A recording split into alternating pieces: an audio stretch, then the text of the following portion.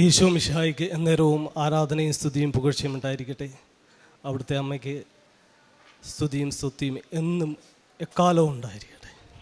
എൻ്റെ പേര് അലോഷ്യസ്, എൻ്റെ വൈഫിൻ്റെ പേര് റോസമ്മ അലോഷ്യസ്, എൻ്റെ മകൻ ആൽബി, മകൾ ആൽബ. ഞാൻ മാവേലിക്കര ഉളുന്തി വിശുദ്ധ അന്നമ്മയുടെ നാമധേയത്തിലുള്ള ഇടവകയിൽ നിന്നും വരുന്നു.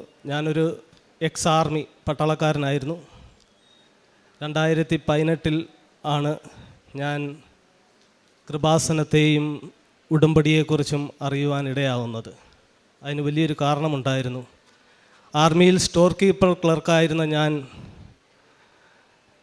കമ്പ്യൂട്ടർ വർക്ക് ചെയ്യുവാനോ അല്ലെങ്കിൽ എന്തെങ്കിലും ജോലി ചെയ്യാനോ ഭക്ഷണം കഴിക്കുവാനോ പോലും ആവാത്ത വിധം എൻ്റെ കൈവെള്ളകളിലും കാൽവെള്ളകളിലും പൾമാർ സോറിയാസിസ് ബാധിച്ച് വളരെയധികം ബുദ്ധിമുട്ടുകയായിരുന്നു. കമ്പ്യൂട്ടറിൽ എന്തെങ്കിലും വർക്ക് ചെയ്ത് കഴിയുമ്പോൾ ആ കീബോർഡിൽ ചോര പറ്റിയിരിക്കുന്ന സ്ഥിരം ഒരു കാഴ്ചയായിരുന്നു. അത്രയേറെ ബുദ്ധിമുട്ട് അനുഭവിച്ച ഞാൻ കയ്യിൽ ഗ്ലൗസ് ഇട്ടുകൊണ്ട് മാത്രമേ പുറത്തിറങ്ങി നടക്കുവാൻ പോലും എനിക്ക് സാധിക്കുകയായിരുന്നുള്ളൂ. അങ്ങനെ ഇരിക്കെയാണ് നാട്ടിൽ വന്നപ്പോൾ എൻ്റെ അമ്മ പറഞ്ഞത്, കൃപാസനത്തിൽ പോയി ഉടമ്പടി എടുത്ത് തൈലം തേച്ച് പ്രാർത്ഥിച്ചാൽ അത് സൗഖ്യമാകുമെന്ന്. അങ്ങനെ ഞാനും അമ്മയും എൻ്റെ ഭാര്യയും കുഞ്ഞുങ്ങളുമായി ഇവിടെ വന്ന് ഉടമ്പടി എടുത്തപ്പോൾ 6 നിയോഗങ്ങൾ വെച്ചാണ് പ്രാർത്ഥിച്ചത്. ഒന്നാമത്തത് എൻ്റെ ഈ പൾമാർ സോറിയാസിസ് പൂർണ്ണമായി ഭേദമാക്കി തരണമേ എന്ന് തന്നെയായിരുന്നു. അത് പ്രാർത്ഥിച്ച് ഉടമ്പടി തൈലം തേച്ച് എല്ലാ ദിവസവും പ്രത്യക്ഷീകരണ പ്രാർത്ഥിച്ചുകൊണ്ട് എൻ്റെ വൈഫ് തന്നെയാണ് ഉടമ്പടി എടുത്തത്. കാരണം എനിക്ക് അന്ന് സർവീസിലിരുന്നത് കൊണ്ട് ഉടമ്പടി എടുക്കുവാൻ സാധിക്കില്ലായിരുന്നു. നൈറ്റ് ഡ്യൂട്ടിയും രാവിലെ PT ക്കുമൊക്കെ പോകേണ്ടത് കൊണ്ട് സാധിക്കില്ലായിരുന്നു.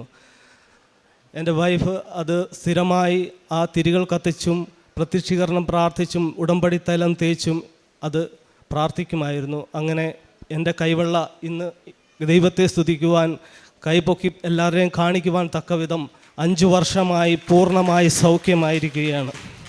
5 വർഷമായി ലൈഫ് ലോങ് ഡിസീസ് എന്ന് പറഞ്ഞ പൾമാർ സോറിയാസിസ് അതിനുശേഷം ഇതുവരെയും വന്നിട്ടില്ല എന്നുള്ളതാണ്. അതിനോടൊപ്പം അടുത്തത് രണ്ടാമത്തെ നിയോഗമായി വെച്ചത് ഒരു 4-5 വർഷമായി റുമറ്റോയിഡ് ആർത്രൈറ്റിസ്. ഞങ്ങൾ ഷില്ലോങ്ങിലായിരുന്ന കാലത്ത് അവിടെ 12 മാസവും തണുപ്പ് കാലാവസ്ഥയാണ്. അവിടെ വെച്ച് എൻ്റെ വൈഫിന് റുമറ്റോയിഡ് ആർത്രൈറ്റിസ് ബാധിക്കുകയും കൈകാലുകൾ ഭയങ്കര വേദന അനുഭവിക്കും. മുട്ട് എഴുന്നേക്കുവാനും നടക്കുവാനും ജോലി ചെയ്യുവാനും ഒക്കെ വളരെയധികം ബുദ്ധിമുട്ടായിരുന്നു. അതിന് സ്റ്റെറോയിഡായിരുന്നു കഴിച്ചുകൊണ്ടിരുന്നത്. 40 mg സ്റ്റെറോയിഡ് വരെ കഴിച്ച് ശരീരം മുഴുവൻ നീര് വെച്ച് ഭയങ്കര വികൃതമായ അവസ്ഥയിലായിരുന്നു. ഇവിടെ ഉടമ്പടി എടുക്കാൻ വന്നപ്പോഴും അതും ഉടമ്പടിയിൽ നിയോഗം വെച്ച് പ്രാർത്ഥിച്ച് അടുത്ത പുതുക്കലിന് പോലും സമയമായില്ല. അതിനു മുമ്പ് തന്നെ 9 ടൈപ്പ് മരുന്ന് കഴിച്ചുകൊണ്ടിരുന്ന അവൾ ഒരു മരുന്ന് പോലും കഴിക്കാതെ പൂർണ്ണമായി സൗഖ്യമായി എന്നുള്ളത്. മൂന്നാമത്തെ നിയോഗം വെച്ചത് എൻ്റെ മകന് ചെറുപ്പകാലം തൊട്ട് ആസ്മയുടെ പ്രോബ്ലം ഉണ്ടായിരുന്നു. ആസ്മയുടെ ഒരു 18 വർഷത്തോളമായിട്ട്, അവന് 18 വയസ്സായി, ഭയങ്കരമായ നെബുലൈസിങ് മെഷീൻ മാത്രം 3 ടൈപ്പ് നെബുലൈസിങ് ഇൻഹേലർ യൂസ് ചെയ്യുമായിരുന്നു. അതുപോലെ നെബുലൈസിങ് മെഷീനും വീട്ടിൽ വെച്ചിരിക്കുമായിരുന്നു. അവന് കൂടുതൽ ഉണ്ടാകുമ്പോൾ അത് ഉപയോഗിക്കേണ്ടതായി വരുമായിരുന്നു. ഈ ഉടമ്പടി എടുത്ത് പ്രാർത്ഥിച്ച് നിയോഗം വെച്ചതിന് ശേഷം അതും പൂർണ്ണമായി മാറിക്കിട്ടിയെന്നുള്ളതാണ്. നാലാമത്തത് എൻ്റെ മകൾക്ക് ടോൺസിലൈറ്റിസിൻ്റെ പ്രോബ്ലംസ് ഉണ്ടായിരുന്നു. അതും ചെറുപ്പകാലങ്ങളിൽ ഹോമിയോപ്പതി മരുന്നൊക്കെ കഴിച്ച് ഇടയ്ക്ക് മാറും, പിന്നെയും വരും. പനി വരുമ്പോൾ വളരെയധികം ബുദ്ധിമുട്ടാണ്. ചുമകാർ വന്നു കഴിഞ്ഞാൽ നിർത്തുകയില്ലായിരുന്നു. ഈ ഉടമ്പടി എടുത്ത് പ്രാർത്ഥിച്ചതിന് ശേഷം ഇന്നും ആ ടോൺസിലിൻ്റെ ഇത് അകത്ത് ഇന്നിപ്പോൾ ഉണ്ട്. പക്ഷേങ്കിൽ ചുമയോ അക്യൂട്ടായിട്ടുള്ള ഒരു പ്രോബ്ലംസോ ഇപ്പോൾ ഇല്ല അവൾക്ക്.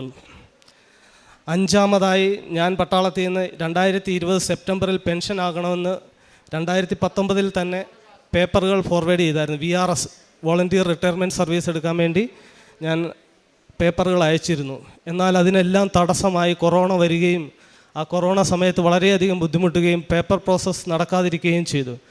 ഉടമ്പടി എടുത്ത് പ്രാർത്ഥിച്ചുകൊണ്ടിരുന്നതിനാൽ ആ പ്രോസസ്സുകളെല്ലാം തന്നെ വളരെ വേഗത്തിലാവുകയും എനിക്ക് സെൻട്രലിൽ പോകേണ്ടി വന്നില്ല. ഒരു മാസം ലാസ്റ്റിൽ അവിടെ പോയാണ് ഞങ്ങൾ പെൻഷൻ ആവേണ്ടത്.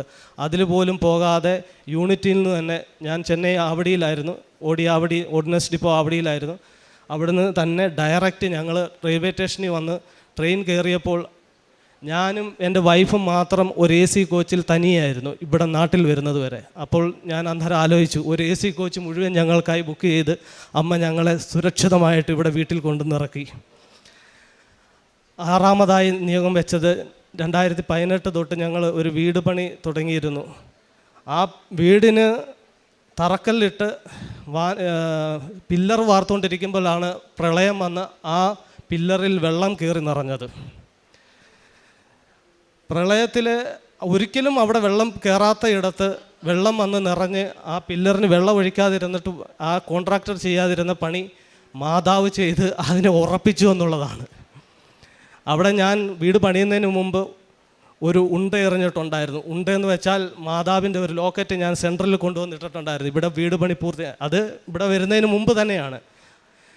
എങ്കിലും അത് ഇങ്ങനെ തടസ്സങ്ങൾ വന്നുകൊണ്ടിരുന്ന വീട് പണി 2021 ജനുവരി 21 തന്നെ പൂർത്തിയാക്കി. അന്ന് തന്നെ പാല് കാച്ചണമെന്ന് എനിക്കും വൈഫിനും ഭയങ്കര ആഗ്രഹമായിരുന്നു. കാരണം അന്ന് ഞങ്ങളുടെ 15ാം വെഡ്ഡിങ് ആനിവേഴ്സറി കൂടിയാണ്.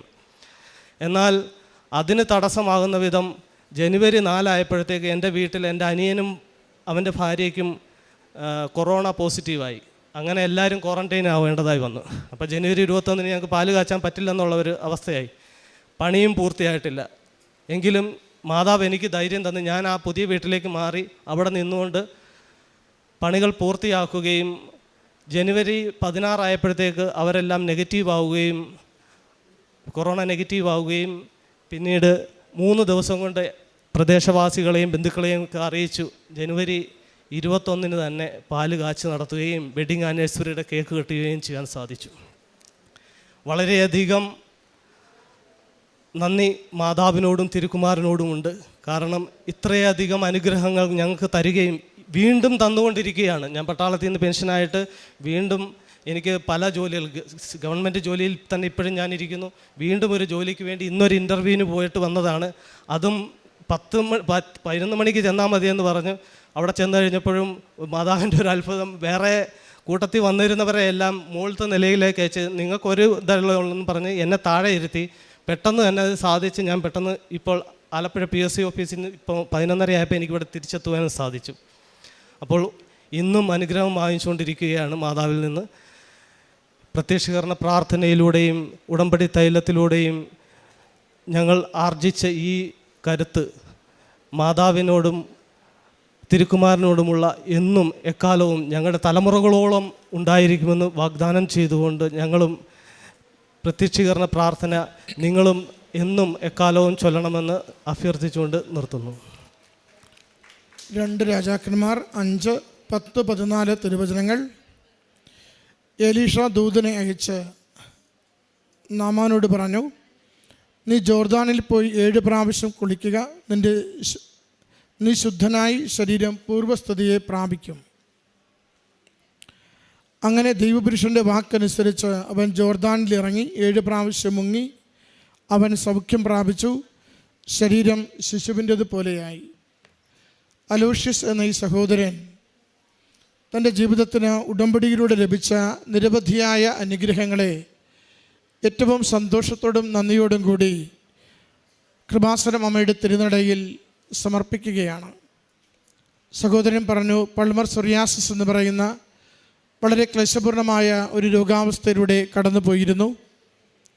അത് ആജീവനാന്തകാലം ഉണ്ടാകുമെന്ന് ഡോക്ടർമാർ വിധിയെഴുതി. ജോലിയിലൊക്കെ വളരെയധികം കഷ്ടപ്പാട് സഹിച്ചിരുന്നു. എങ്കിലും അമ്മ മാതാവിൻ്റെ തിരുനടയിൽ ഉടമ്പടി എടുത്ത് ഉടമ്പടി തൈലം പൂശി പ്രാർത്ഥിച്ച് ജീവിതം മുന്നോട്ട് കൊണ്ടുപോയപ്പോൾ ഒരു പാടുപോലും ഇല്ലാത്ത വിധം ഏറ്റവും ആരോഗ്യത്തോടും സന്തോഷത്തോടും കൂടി സൗഖ്യം ലഭിച്ചതിനെയാണ് മകൻ ആദ്യം സാക്ഷ്യപ്പെടുത്തിയത്.